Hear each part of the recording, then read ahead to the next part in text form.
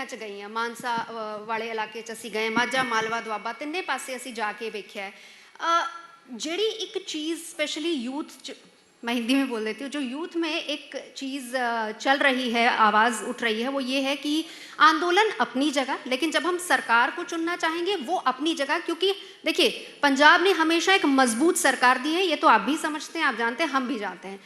क्या आप वो विकल्प दे सकते हैं जनता को कि मजबूत सरकार आपकी बनेगी? क्या आप पूरी तरह से आश्वस्त हैं कि आप मैदान में उतर गए हैं और आप एक वोट कटवा पार्टी बनकर नहीं रहेंगे अब? देखिए, जरूरत जिस चीज की होती है, जरूरत एक बदलाव की है। मजबूत सरकार का मतलब होता है मजबूत फैसले लेने में और सही फैसले लेने में, सही फैसले लेने में। आज तक जितनी सरकारें पंजाब में रही हैं, इन्होंने पंजाब को बचाने के लिए काम नहीं किया, पंजाब को लूटने के लिए काम किया। मैं विशेष पार्टी की बात नहीं कर रहा। मैं एक शब्द, मैं माफ़ी चाहूँगी, रोक रही हूँ। आपने जिस बदलाव का शब्द का इस्तेमाल किया है, ये मैं अभी तक जितना पंजाब घूमी हूँ वहाँ से ये चीज़ निकल कर आ रही है, चाहे बुजुर्ग हों, महिलाएं हों, यूथ हो, कि सानू बदलाव चाहिए। मैनू बदलाव की डेफिनेशन दस दो और तुहानू की लगता है कि केड़ी पार्टी बदलाव लिया सकती है? बिल्कुल, मैं वही बता रहा हूँ कि अब जो रवायत चली हुई है वो ये है, पैसे से सत्ता और सत्ता से पैसा, फिर पैसे से सत्ता, फिर सत्ता से पैसा। अभी एक एक आदमी 10-10 करोड़ रुपए खर्च रहा है। जब वो 10 करोड़ खर्च के बनेगा तो वो 100 करोड़ कमाएगा। और आप देख ले पंजाब में क्या पूरे देश में लगा लीजिए, एक बार एमएलए बन जाए 100 करोड़ का मालिक बन जाता है। यहाँ की जो राजनीति है वो या तो चौधर के लिए आदमी राजनीति कर रहा है और या पैसा कमाने के लिए कर रहा है, जनता की सेवा के लिए नहीं कर रहा। और अब आप देखिए, जनता, राजनीति और पूंजीपति दोनों मिल गए और दोनों ने मिलकर देश का सारा कारोबार लूटा और देश की सारी प्राकृतिक संपत्ति लूटी। चाहे वो रेता है, वो बजरी है, वो कोला है, वो लोहा है, वो तेल है, सारा उनके हवाले कर दिया गया।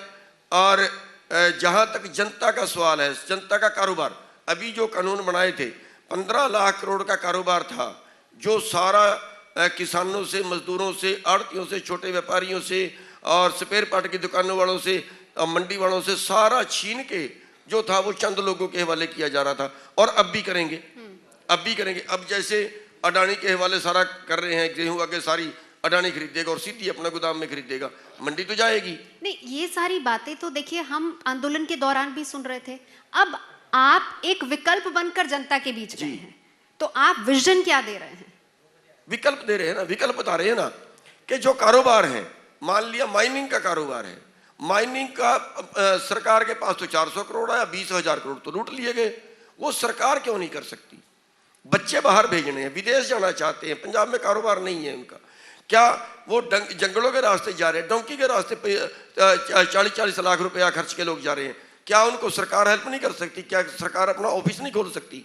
हमारे एनआरआई भाई हैं, वो पंजाब में कारोबार करना चाहते हैं, रिश्वतखोरी करने नहीं देती, क्या उस रिश्वत को बंद नहीं कर सकती?